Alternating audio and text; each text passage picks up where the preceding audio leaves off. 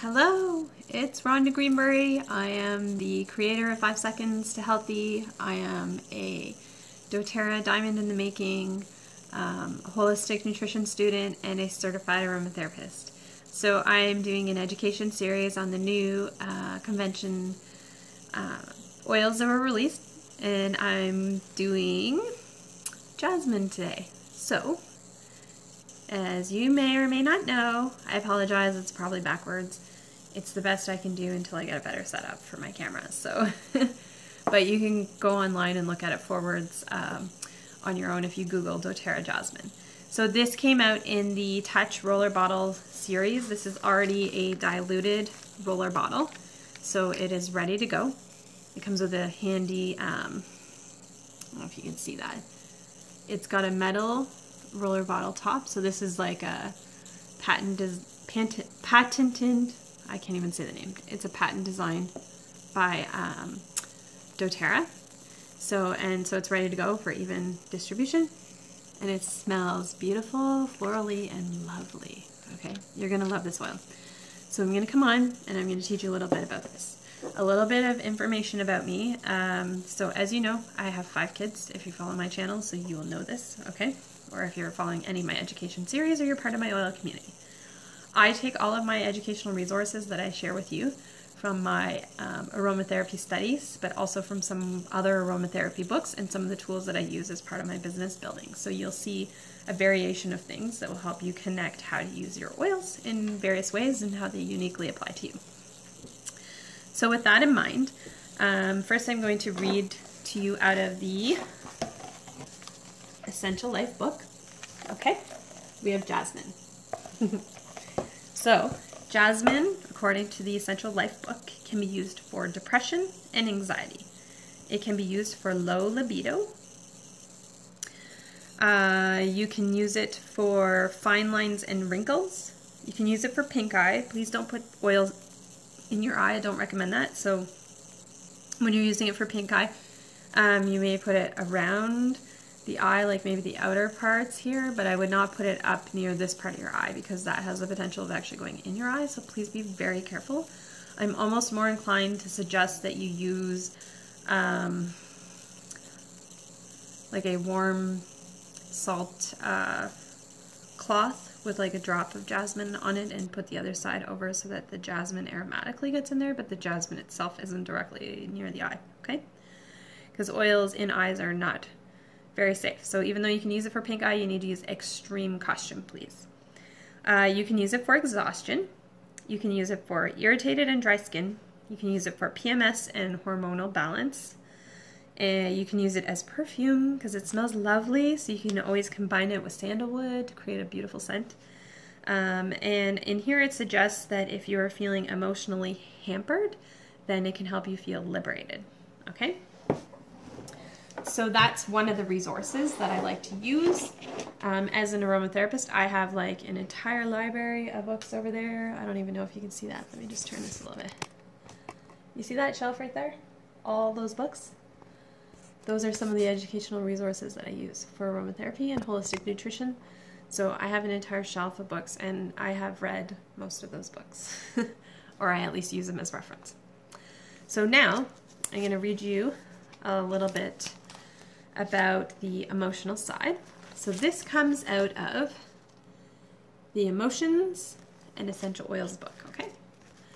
So, Jasmine. Jasmine is the oil of sexual purity and balance. Jasmine nurtures healthy sexuality and helps to balance sexual forces. It may also arouse dormant passions, assisting individuals to regain interest in the sexual experience. Jasmine cultivates positive experiences within intimate relationships by encouraging the purification of unhealthy sexual intentions and motivations. It asks individuals to honor and respect themselves and others. Jasmine encourages the release of past sexual trauma. Through its gentle, purifying nature, jasmine brings forward unresolved sexual experiences and facilitates the healing process. Traumatic experiences can distort one's relationship with sexuality. Jasmine can assist both kinds of common compensations, those who fear, repel, or resist sexual experience, as well as those who obsess over or are fixated with sexuality. It is balancing for individuals who use sex to fill a desperate need for love and approval, as well as individuals who resist sexual intimacy. Jasmine supports the resolution of sexual trauma, encourages safety within intimate relationships, and invites only the purest intentions to the sexual experience. So the negative emotions that it addresses are unresolved sexual trauma, resistance to sexuality, sexual fixation. The positive properties that this oil will help bring into your life are healthy sexuality, pure intentions, innocent, healing, self-acceptance, intimate, trust, and safety. Okay, now I'm going to read you a little bit from, so this is one of my aromatherapy study books. This is The Essential Guide to Aromatherapy and Vibrational Healing, and this is by Margaret Ann Lembo.